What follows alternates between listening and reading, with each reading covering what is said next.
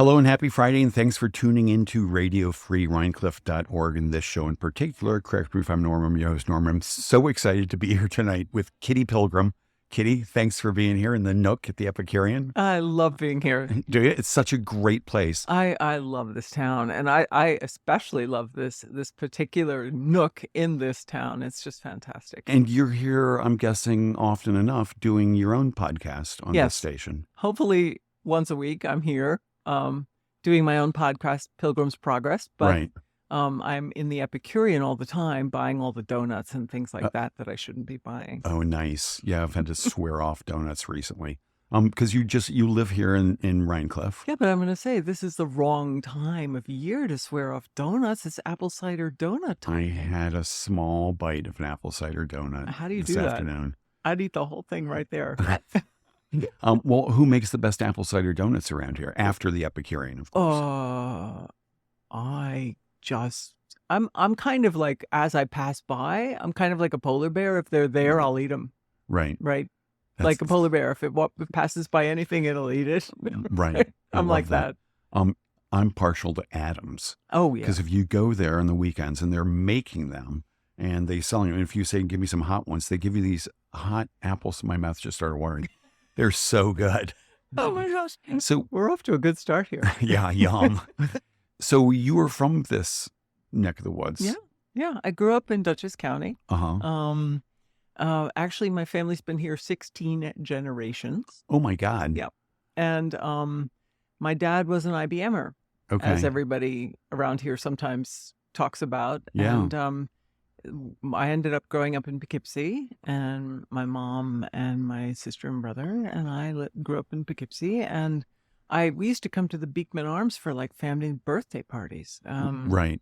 Was that the fancy white tablecloth place around? Yeah, we were this, sort of our special spot. And so Rhinebeck was where we came for, family celebrations. Special occasions. Yeah. And I ended up buying a house here in 2000. Just for weekends because I was living in the city. And after, I've been here ever since, really. I mean, I love this house. 2000. So you're working in the city. What were you doing in 2000 in New York City? I was working for CNN. I was one of the original women at CNN. Started in the mid 80s, early 80s. Amazing. And I guess when I first joined CNN, there were 35 people in the New York bureau. Right. We all knew each other. We ate lunch together. And how many of them were women? No, actually not quite a few. Christiana Amanpour was one of the women. There were quite a few women because they paid so low that the women took the jobs. But it was great because now they're talking about women collaboration and all this sort of stuff. And I mean, we all just got along beautifully and just got the work done and went right. But, you said it was the 80s when you started. Mm-hmm. I mean, it was still pretty much a man's game. It was. TV news. It was. There were a lot of men in the newsroom later, but in the early days, there were a lot of women. I don't know why that worked out. It was because it was a startup, basically. CNN, like no one, when we first called around on our, reporting, we'd say we're from CNN. People would say, what's that? Right. It was that early. So then later it got a little bit bigger and then a lot of men. So it was kind of strange that we were all women in the beginning, or not all, but quite a few. Right. And what did you do when you first started there? Oh, so it's kind of funny because I walked in. I'll tell you how I was in Europe and I looked it up at a screen and I saw CNN in Europe and I said, what's that? And they said, oh, that's the new channel. And they told me it was 24 hours, 7 days a week news. And I thought, oh, I want to work there. I really do. So I went back to New York and I went into CNN and I said, I want a job. And they said, we don't have anything for you.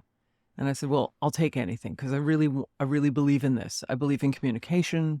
I believe in global communication. This is like my whole thing. I love this. And they said, well, the only job we have is the overnight shift, typing the names of the morning show guests. So in those days, you had to pre-load all the guest names and then they would just push a button and they'd pop up. So I said, I'll take it, which just drove my mother insane because I had a master's from Columbia. I was like way over qualified for this. And I'm actually not a great typist. So I thought I might actually not make it just on this job alone. So I started on the overnight shift, typing the names of the guests for $11,000 a year. That was my first job at CNN. I mean, it wasn't enough to live on. And then I worked my way all the way up. And my last job at CNN was primetime anchor. So amazing. It was pretty fun. So now I read one of your books, a beautiful book, The Explorer's Code. It's a novel, but this story makes me wonder, do you ever write a nonfiction book, like a biography? No. An autobiography? I like to live forward. I don't like to live. I don't like to live back. So I don't like to, actually people have asked me to do it and I'm just not ready yet. I still explore. So the word explore actually sums me up, that I'm always going forward. I'm not really looking back much. And it's a word that comes up a lot online and in your book and in all the things. And you're a member of New York in an Explorers Club. I'm a board director now. Yeah. And a club in London. What is that? The Royal Geographical. Yeah, Royal Geographical Society. So you've got sort of exploration. I always love exploration, but it really isn't that different than being an international correspondent. So you end up going to places that are unique and interesting. And I love science. So the Explorers Club is a lot about science. And the early Victorians were explorers, and they were all scientists, and they were going around and measuring things and calculating things and discovering things. And so, you take reporting plus science and you get exploration. It's really not that different. Oh, that's funny. So what came first, you traveling around the world in your job or the sort of exploring bug? I've always traveled. When I graduated from college, I moved to Japan in the mid-'70s, and it was pretty unique to do that at the time. A lot of people didn't travel to Asia that much, and I just moved to Japan after I graduated from college. And so I've always just gone as far as I can go, and I literally will go to the ends of the earth and have gone to the ends of the earth. Yeah. Well, here's a question. You've written about a lot of places in just that one book that I read. Have you visited all those places you write about? In my novels, I thought it would be very authentic to go to the places I write about, because it also gives me a great excuse to go places. But I like to, so I'm not a natural novelist. I don't make up things in my head. And so I had to actually take my reporting skills and then turn that into writing fiction. So I had to go to the places, see them, and then basically report the places. Oh, that's funny. Book. So that's how I ended up doing that. But then you made up the story. Yeah, the plot is the connective tissue with all these fun facts. It kind of reminded me of Robertson Davies. Do you ever read his stuff? Actually, I haven't. A Canadian novelist who, like, you read the book and there's so many facts and interesting citations and stuff in there. It's like, wow, you did so much research. I did a lot of research for the first book. So I'll tell you how I ended up doing those books. I was at CNN for close to 30 years. And after the end of the day, it was so stressful that I would read fiction. And I was reading a lot of stressful fiction, like thrillers and things like that. And, and people getting killed and, that kind of thing. And then I thought, oh, this is so stressful. So I started reading women's sort of romance, very sort of light romances. Like with Fabio on the cover? No, not with Fabio on the cover. More like old lady romances, kind of like Miss Marple romances. Nothing too steamy, but like a Danielle Steele type of romance. Okay. Right? And so so as I was reading some of those, I thought, well, I think I can do this. I think I can write these. And so after work, when I was so stressed out from the news and the horrible things that were happening in the world, I started to write the novels. And so I was still at CNN when I was writing for just my own pleasure. Right. And then I finished The Explorer's Code and I sent it into an agent and they decided to publish it. So amazing. Yeah. So I ended up doing 3 books. And the other thing about the books is they're all based on science. So my main characters are an oceanographer and an archaeologist, and so I put science in the books too. Right. And you chose them and their careers just because you were already interested in that kind of stuff? I love oceanography. Okay. And so my female protagonist is an oceanographer. And so that's just a joy to write about. Cordelia Stapleton. Cordelia Stapleton, right. Yeah. And then her great love, John Sinclair, is an archaeologist, and you have land and water. Right. And so with land and water, you can go anywhere in the world. Yeah. It's great. It was a fabulous read. I really enjoyed it. I recommend it to anybody who's listening. Explorer's Code by Kitty Pilgrim. So is there a fourth book coming? No. So I wrote 3, and the world got very serious, and I thought it's time for me to turn serious again.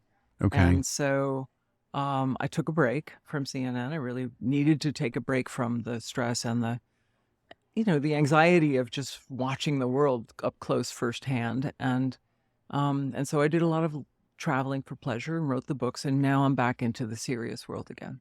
Okay. So what year was that when you stopped and said, I need to not do this? Probably about 3 or 4 years ago. Okay. Yeah. 2019, 2020, sort of pandemic time. Right. This is another thing, just back to the book. In the book, one of the subplots is, and I don't think I'm giving anything away here, is a smallpox virus and potential. I won't say if it was or wasn't. It's a type of virus, H5N1, yeah. Mm-hmm. And also you talk about this submersible thing. Yeah. And the dangers of that.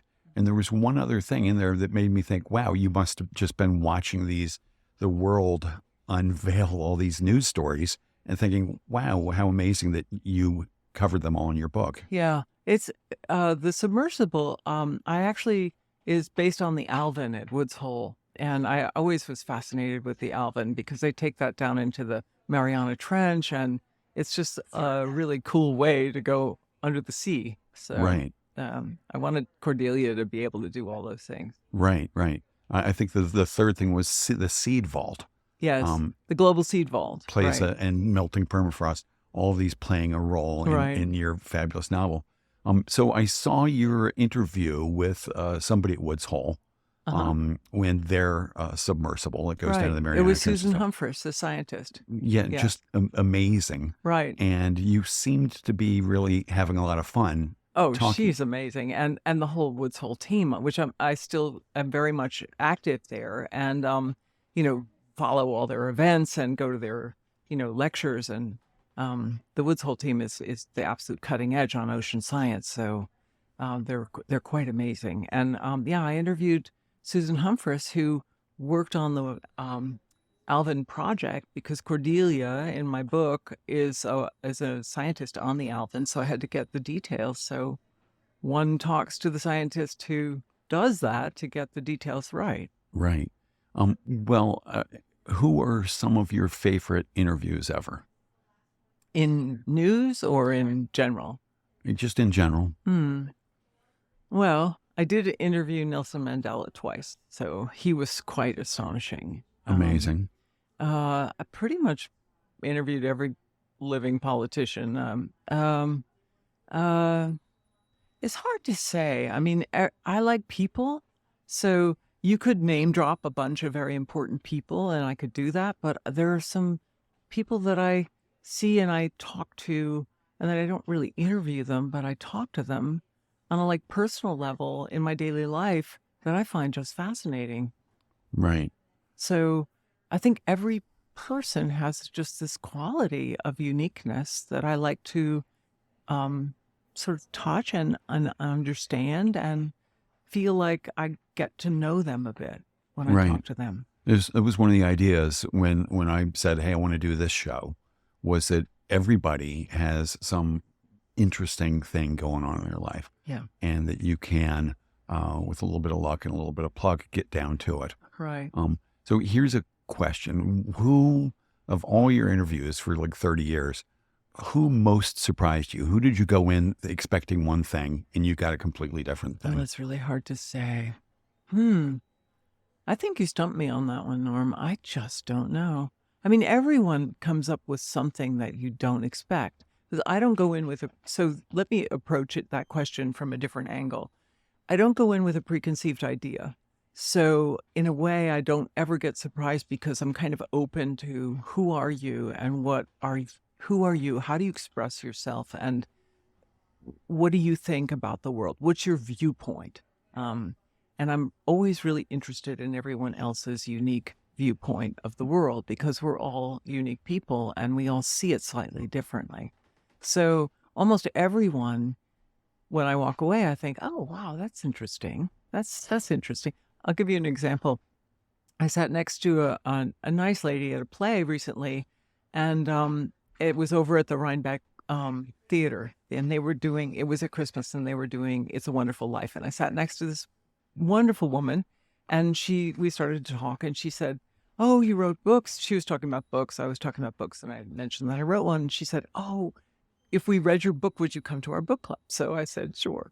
And, lo and behold, I just went to their book club like a week ago, and I met all the ladies at her book club, which was in Poughkeepsie, and they were all really fun and unique and interesting people. And I actually went in and said, oh, okay, I'm going to spend an hour there. And I spent like 2.5 hours talking to all these incredibly fun women in a Poughkeepsie book club. I love that. And had they read The Explorer's Code? Yeah, they read Summer of Fire, which is my third book. Which is the third. And it's not really a trilogy. It's just not the really. same You characters. Can kind of read your way through. Yeah, they're pretty light romance.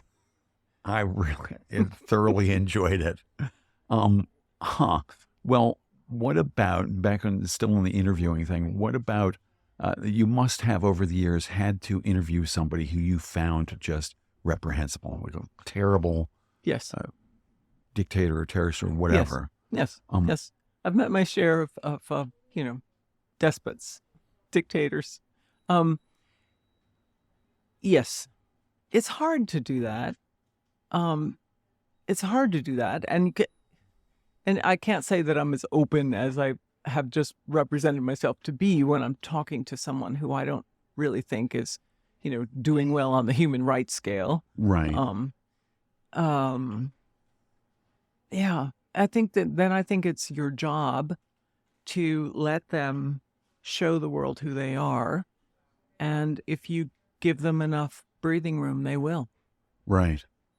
But also, you're going in with such negative expectations that there's a greater opportunity that you might be surprised. When I do very heavy news interviews, which this would be, if you're talking about this kind of an interview, I will over prepare. I will know every single granular detail of the entire topic. If they're like the leader of a country, I'll know everything about it. I'll know everything about their history. I'll know everything. So that when there's an opening or when I see a disconnect, I can, dive through that gap and say, but wait a second. Right. So that's a lot of work, an interview like that.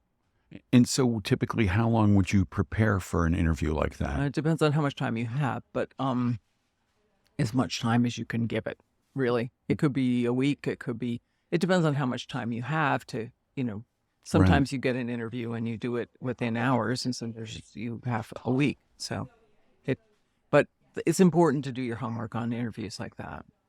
Yeah. Huh. So it must have been a pretty fun career. Oh my gosh, I had so much fun. It shouldn't be allowed. I love journalism, and my son's a journalist, and I love journalism because it's really shining a spotlight on the world, into the dark corners of the world, and showing everyone what's there.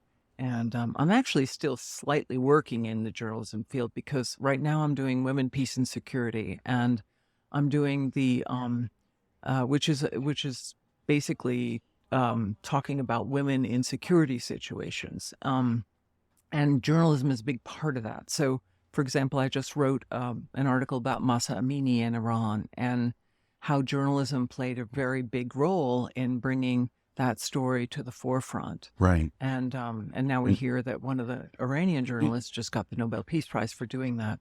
And she's the one who went out. She was not covering her face. Right. And the poor Mahsa Amini was beaten into a coma by the security police in Iran for improperly wearing her hijab, and she Right. was beaten into a coma.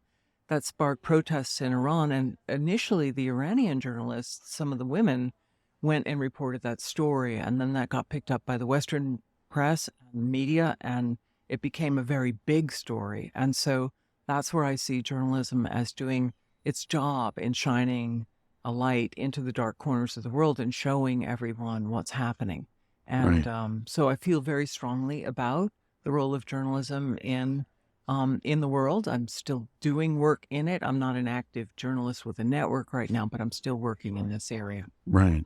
So what stories over the years were most sort of satisfying in that way?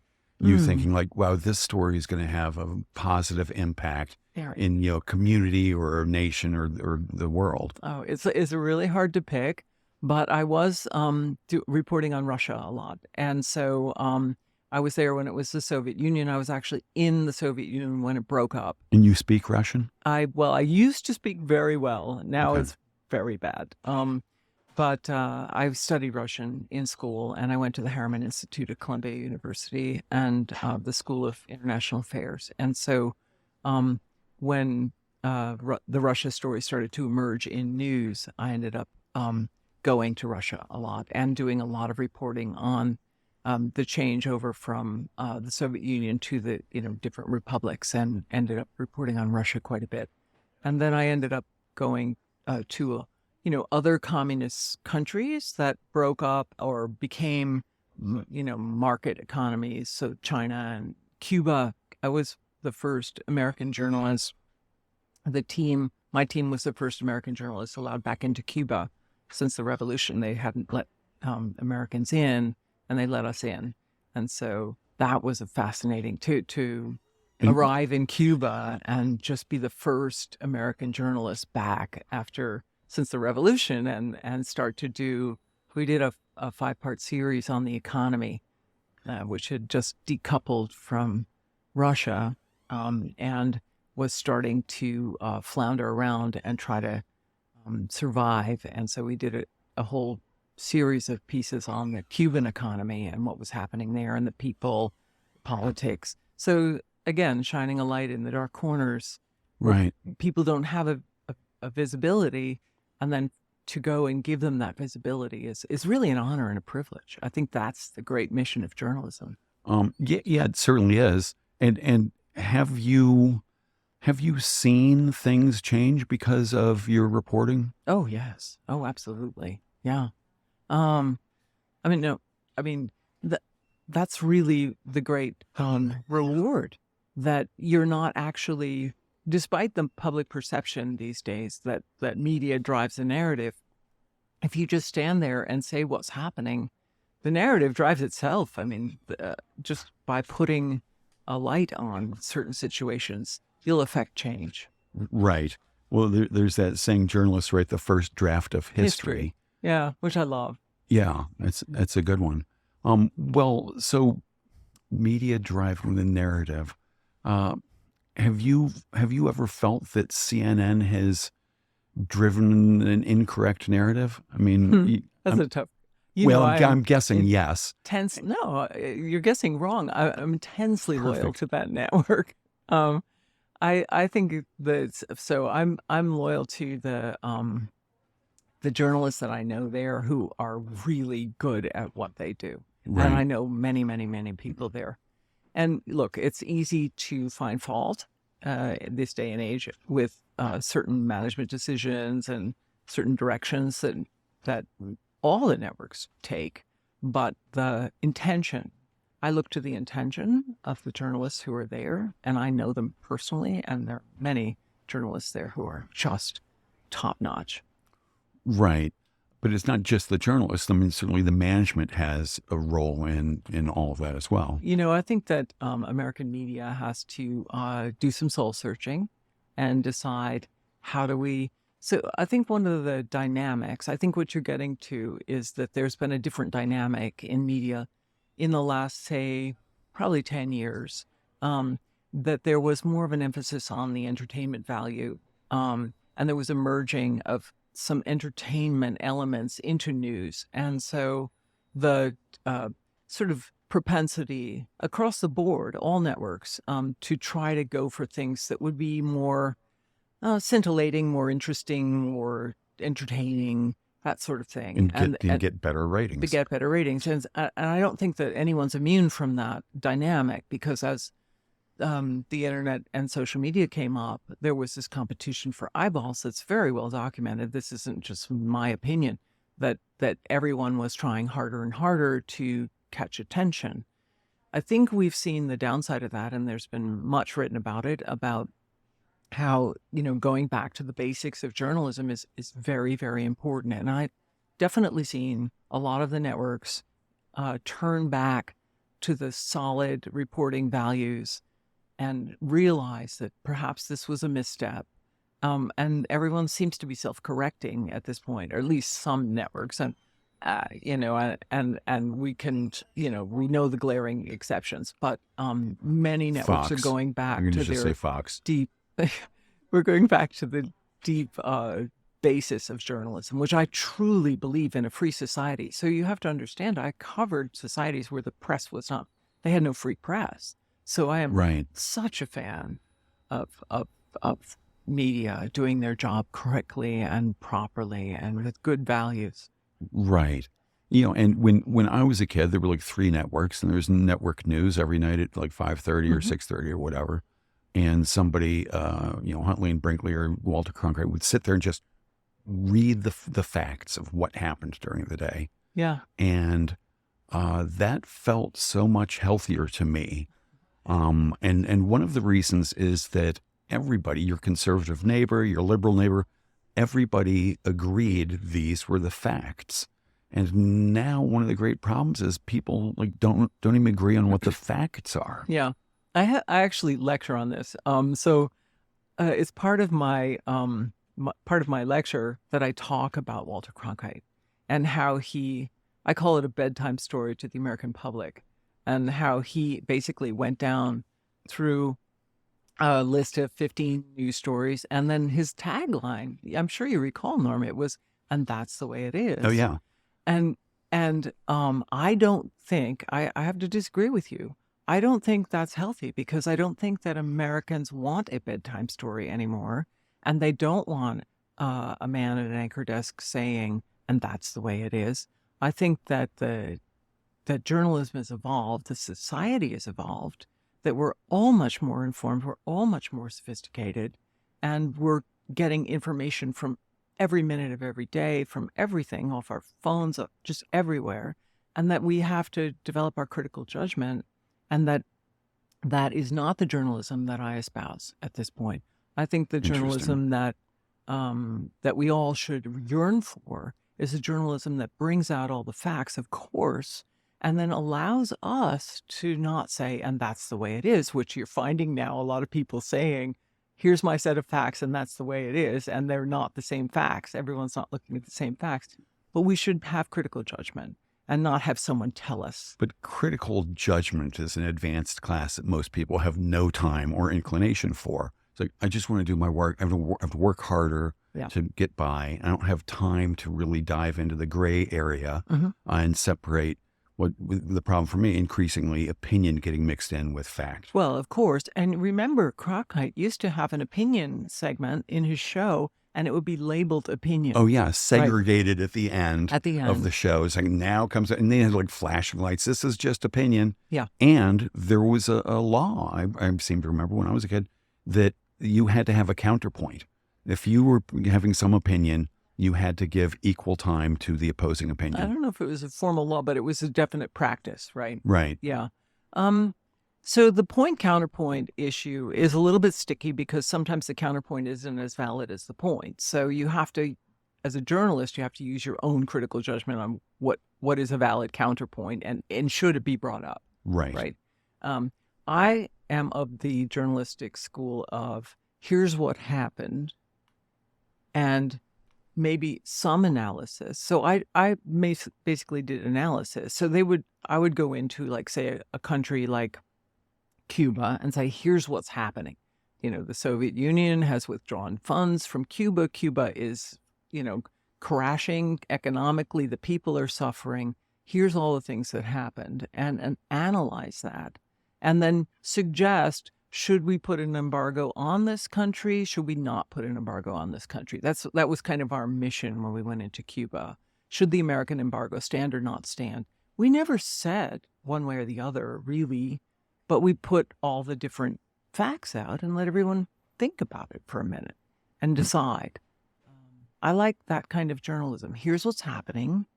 What do you think? How would you judge this situation? That's so different than opinion journalism. It is, but you're asking that question of people who, like, the vast majority, not qualified whatsoever to answer that. I think every person who's living in this society is qualified to answer that. Okay, I love you for that answer. I really do. I think that we all are obliged to open our eyes, not ask for the bedtime story, not... The fault that I find at this moment is that everyone still wants a bedtime story. They still want someone to tell them what the narrative is. We all have to. These times, I think I said earlier, these times are serious times. And we all have to open our eyes and decide for ourselves, what's going on? How does it relate to us? How can we make a difference? How can we become part of the solution and not just find fault? Right. You know, you say people want to be told what the narrative is. And as I look at it, I don't spend a lot of time thinking about it, but it seems that one side of the media is a lot stronger in weaving plausible narrative, and a lot stronger in their voice and their volume in getting that out there. And so the Newsmax people, they really seem to be winning the narrative competition. What do you think about that? You know, I'd rather not wade into like finding fault with any type of media, because it's not my place in this show particularly. I mean, I have my own private opinions, right? Okay. But I don't think it's my place in this show. But here's what I would think is that no matter what side of the political spectrum you fall on, examine your source. And try to look at an alternate source, and just see, reconcile the differences in your own mind. Right. It'd be great if everybody did that, or had time and inclination. Homework for everybody. It's time. We're in serious times. Right. But it's realistic. That's never going to happen, right? You know, I think it might be, because take your typical Thanksgiving dinner table where you have, Aunt Mabel and Uncle Charlie, and everybody's got, and, oh, you can't talk about this and you can't talk about that because this person has this opinion and that person. Right. Yeah. We seem to find common ground at the kitchen table, at the Thanksgiving table. We seem to be able to, this is an open and free society where we discuss, and we're not, we don't have people monitoring our speech. I've been to countries where your speech is monitored, and where people will sit at their kitchen table and just shake their heads to know that they can't talk about something. This is a society where we should be doing that. So maybe you're not doing that when you're looking at the TV or when you're looking at your news, but you should be doing that with your friends, your neighbors. You should be doing that in general. Listening to people, hearing their viewpoints, making up your own mind. Where do you stand on this issue? Right. And it's an issues generated sort of discussion, which should make it easier. And yeah, it should be. And it seems that those things were a little bit smoother a couple of generations ago than they are now. I don't know. I mean, I actually talked to my parents about the FDR years and how divided the country was. And so I think there were other periods of, pre-World War II. Should we be in the war? Should we not be in the war? That I think maybe we're romanticizing the past a bit. I think there were discussions. There were hard discussions. There were. I would argue, from what I've seen, there was a lot more decorum back then. Well, maybe less name calling. Yeah, less nastiness in general. Now, you brought up FDR, and I read somewhere that you really a big fan of Eleanor Roosevelt. Oh, yes. She is just, my work in women, peace, and security, she, of course, my class that I'm teaching, I just had them read the Universal Declaration of Human Rights. And an amazing document. I said, this is the first class. This is what we're reading first. I love Eleanor Roosevelt. What a human being. I mean, she just understood that people her philosophy is something that I embrace. I actually read her My Day column. Right. Sometimes it's online. I read 2 of those. Oh, you can just read through the years, and like you read through the World War II years, and she's just writing about just all kinds of society, and it's just fascinating. Yeah, and she did that for 30 some years. Oh, what a journalist. Like, was it 5 or 6 days a week of Yes. column My Day? Amazing journalist. Really. Phenomenal body of work. Yeah. Yeah, when I went back, and you can find them online. Mm-hmm. Eleanor Roosevelt's columns, daily column, I think is what I Googled, and I found it. And then it said, well, which year do you want? I said, well, the year of my birth. And which month? I'm like, what? So I searched for my birthday, and it didn't have it, but I read the day before and the day after. Uh-huh. And they were meaty. They were not fluffy little missives. She took on social issues and all sorts of things. You know, I actually volunteer garden down at Valkill at her Nice. The historic site, and also at FDR at the gravesite. So I feel very close to, living here. You always feel close to the Roosevelts, right? Because you're just right in their neighbors. Valkill's it's just gorgeous up there. So pretty. And you volunteer garden. You a gardener at home? Yeah, I have a big garden. I love it. And what color flowers do you plant in the garden? Well, I have a white garden. Everything's white. What the heck? I heard you say that in some other interview. I have a white garden. Based on the fact that I used to come home so late at night, and the white used to pop in the moonlight. So it's called a moon garden. It's like a Victorian concept. And so I said, well, I basically need to do a moon garden because I'm working such late hours. I can only look at my garden at night. But now it's become kind of a fetish. I have to find the white version of every flower and put it in my garden. And do people do that? I guess they do. They breed flowers to be different colors. Yeah, they do. And there's a very famous white garden in England called Sissinghurst. And Evita Sackville West planted a white garden there. And I actually traveled to see it. And it's spectacular. It really is beautiful. That's so good. So what's your favorite white flower? What's that question? Then I want to ask, what white flower did you have to work hardest to track down? Oh, so I have my favorite white flower is a gardenia, and I actually wear gardenia perfume. I love gardenias, and actually some of the white roses are very hard because sometimes they graft them onto a red rootstock because the red rootstock is stronger, and so the weird thing that was happening was that I would plant white roses, and then about a couple of years later, they would turn pink or red. And so I was accusing my son, whose favorite color is red, of actually putting something in the soil to turn the roses. And he said, Mom, believe me, I really don't have the energy or the time to be messing with your rose. So then I did some digging, and I found out that sometimes that happens with white roses. So they've given me the most trouble. In fact, I have 6 white roses I have to dig up now because they're all that's pink. Funny. And they give you more trouble than your kids did? Oh, well, my kids were age appropriate. Oh, perfect. Good How's answer. that? Yeah. I love the idea of planting some pink flowers in Mom's garden just to fuck with her. But they never did that? No, they didn't. But actually, every now and then I'll get some random seed that takes root from a bird dropping it or something. And then there's a purple flower. And they all joke. They say, oh, now we have to go out and kill it. We have to go and pull it up. And so what do? You pull it out? You transplant it? I usually cut it and put it in a vase. And then I take up the root because I want a white garden. Yeah. And how many different varieties of flowers do you have in this white garden? I have a lot, yeah. Almost everything has an alba version, a white version. So you can track all that down. And alba? Is that alba. It's usually called, iris, and then they'll say alba. It means the white version. Right? Okay. In the Latin name, yeah. Huh. And have you ever tried to sort of genetically engineer your own? No, I haven't got that much time. I'll leave that to the other botanists. Yeah. And so you volunteer garden at Valkill and down at the FDR estate? Mm-hmm. It's so rewarding. It's lovely. Especially the gravesite. You feel like it's a privilege to be there, to be tending that particular space with, Franklin and Eleanor's gravesite right there. And they have Fala buried there, the little dog. Right. I've been there. And it's fun to see the visitors come through, and they're also touched to be there, and they come from all over the country. And as you're working, they'll stop you and ask you questions, or they'll just tell you how moved they are to be there, which is just, the spontaneous sharing of kind of a historic reverence for the place. And they talk with you because you're in your gardening gear. Yeah, You look official. Yeah, I mean, you don't have like a park hat or. We wear volunteer gardener t-shirts or caps. Oh, I love that.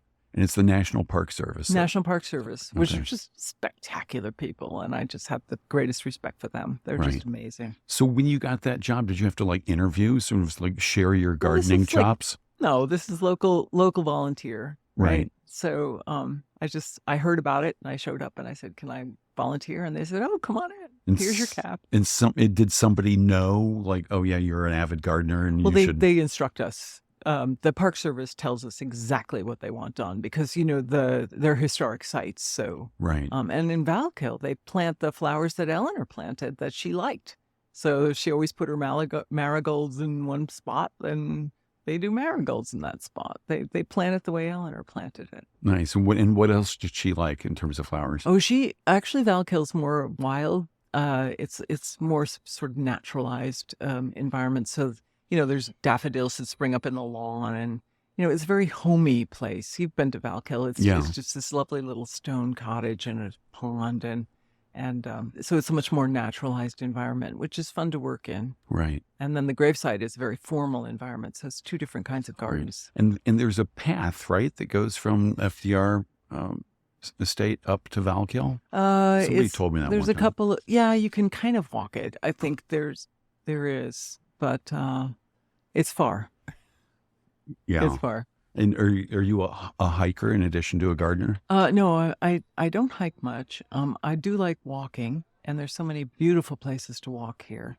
But I'm not the type to go climbing up Right. mountains or anything. But so I often walk at Staatsburg, which is a beautiful Right. state. And So many wonderful places in Staatsburg to walk. mhm. And so apart from gardening, what do you do for fun? For here when I'm in Rhinecliff, Yeah. I have tea a lot on my porch. What kind of tea do you I'm drink? a bit of a Victorian, I have to It say. sounds like yeah, it. no, I have afternoon tea every day, and usually it's my chance to sneak a few cookies. And I read. I'm a bit of a Victorian in Uh-huh. terms of I'll take a walk, but nothing too strenuous. Right.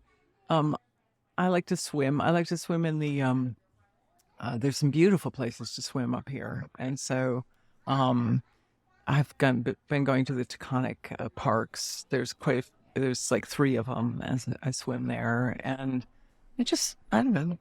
I like to just look at the trees, look at the river. And is tea at the same time every day? Yeah, I usually have tea between 3 and 4 every day. Okay, 3, 4. And what kind of tea do you? Earl Grey, absolutely. It's not, and what brand Earl Grey? Oh, so there's a local company, Harney, which has that's local, and then I actually like Fortnum and Mason, British company. Uh-huh. So when I spend time in England, I usually my suitcases are packed when I come home with Right. British cookies and tea. So I think the customs people think like, what's with all the The cookies? dogs are just smelling the tea. It's okay. Let her by. Now, sometimes I put, because I love Earl Grey also, Mhm. sometimes I'll add a couple of drops of oil of bergamot. Oh, that's kind of Just that's sort of jazz very- it, wow. make it earlier. High octane. Great. Yeah, it is. And did you say sink a cookie in it? Did I hear you correctly? Well, sometimes yes. Sink a cookie. I never Sink a heard little that. cookie. I never heard that phrase. Yeah, no, it worked. It was descriptive enough. I just never heard it put that way. Yeah. And then what? Are you a creature of habit in terms of what you have a schedule? I have a schedule. I get up very early. People think I'm a maniac. Define early. Like around 6. Uh-huh. And sometimes 5:30. If I wake up at 5:30, I make myself stay in bed till 6. But then I get up and my kids think I'm a maniac. And then I start to read and consume news, and I putter around. I do a lot of thinking. It's wonderful up here to think, right? Yeah. It's so quiet. And, when I was living in New York City, so much activity all the time. Right. And so you can actually string a bunch of thoughts together and reach a conclusion up here that is kind of hard to do when you're on short-term, short attention span New York. Right. And it's nice. It's probably crucial for you to do all of this thinking because right now, as I understand it, you're both teaching and studying somewhere. That's You're right. studying at Harvard, or I think. Yeah, I'm getting my graduate certificate in international security at Harvard because I'm moving into the field of women, peace, and security. So, and I'm teaching women, peace, and security at Manhattanville College, where I went for my undergraduate. Wait, so you're studying women, peace, and security and teaching women? Well, yeah, I wanted to fill in my depth of knowledge on it, and now I took a few other security classes just to have more depth of knowledge on women, peace, and security. So this past summer, I took Future of War at Harvard, which was really interesting. And now I'm taking climate and social change. Right. And so that informs my work when I teach and when I lecture. And I end up lecturing a lot on women, peace, and security. So this is my new field. No, it's an interesting trio for me. I read that, this morning, women, peace, and security. Yes. How were those things related? Yeah. So the UN has Resolution 1325, which is for women, peace, and security, which came about after a lot of people realized that women and children are victims of very bad victims of war. And it basically came after Bosnia and Rwanda. And so they came up with UN Resolution 1325. And then there a lot of organizations, including government organizations, started to put in funding for women, peace, and security. They keep it as a trio, really. And it is a focus on ensuring women's security and participation in the security fields, such as peacemaking, negotiating. So they found when women are at a negotiating table, the peace negotiations that end up being formed last longer than if all men are sitting at a peace negotiating table. So there's a lot of scholarship on this right now, and data. It's very data driven. It's not opinion driven. Right. And the inclusion of women in, war, peace, these heavy diplomacy, journalism, is making a difference in the outcomes. And that is something I've lived all my life, and it's something I'm very committed to. Right. The, UN Women has a whole division of women, peace, and security. And do you work with the UN? I don't work with the UN. Sometimes I work alongside of people who are working with the UN. I'm basically an independent person that's working in the field. So I affiliate with, so for example, in a few weeks, I'll be out at the U.S. Naval Postgraduate School. They're bringing in, I think, 30 women from around the world who are mid-level military women. And they're teaching a 2-week seminar on women, peace, and security. And then those women will go back and try to implement some of the best practices into their military organizations. And we're trying to get it, the education side of this is very strong. Right. I love the irony of these military people coming to this class teaching peace techniques. Well, military is about peacekeeping, right? Okay. Hopefully you don't have to exercise force. Yeah. And again, I'm back to sort of the way the news has shown, like when you're exercising force, that's good footage. Like I'm tuning in to that. Right. When you're keeping the peace, I'm like, well, I want to watch The Simpsons, or whatever. And you know what? We all should be able to let our shoulders drop and watch The Simpsons. I'm for a peaceful society. And, strength and a strong military is peace. It's important to have a balance. Yeah. Wow. Well, so what's on your list of things to do? I mean, you've done so many things. We've only covered a few of them here. What are some of the things that you'd really like to do and you think you will get to? Well, I'd like to move further into this field of women, peace, and security, and start to interact with different cultures and hopefully make a difference. So that's pretty much my main focus right now. And I'm writing articles. I just wrote an article on Mahsa Amini and the young woman in Iran. Yeah. And so I'm reading and writing and teaching and seeing where my path goes. But as an explorer, one doesn't know exactly where one's going to go. One just puts one foot in front of the other, and then things happen and you find yourself in a new place. Right. So when you say you'd like to, with women, peace, and security, interact with other cultures and societies, what does that interaction look like? I think when women speak to women, especially being a journalist, you find this. If you go to a place and you're not really getting the story, if you start to speak to the women, you'll get kind of a deeper understanding of what's the dynamic of a society. And I can call upon my experience in South Africa, where I was, trying to get the story. And then once I started to be invited into the women's meetings and the women's, these just group of neighborhood women who would speak to each other like a neighborhood association, then you start to get the real fabric of what's happening.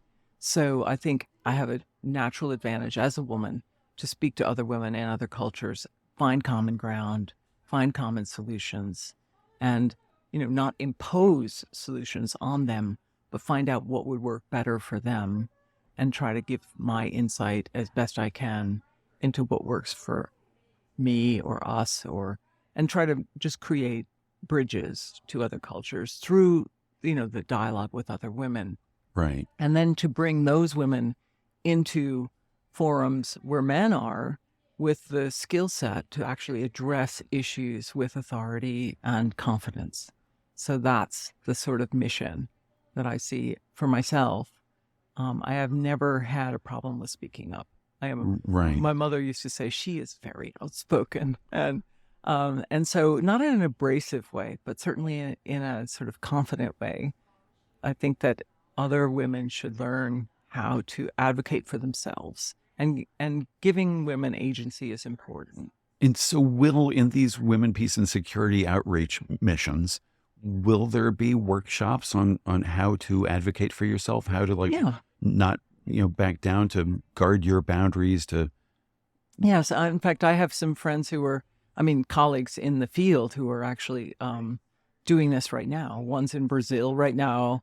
One's in Morocco right now. So there are all these sort of meetings that are taking place in this space where women are trying to build skill sets so that they can advocate for themselves. I just met with a young woman from Northern Ireland who was part of the peace talks, the Good Friday agreements, and she's still working with rural women in Northern Ireland and hoping to make more progress there because, it's not been as much as they'd hoped. And so there's room for people to share experiences and grow in this area.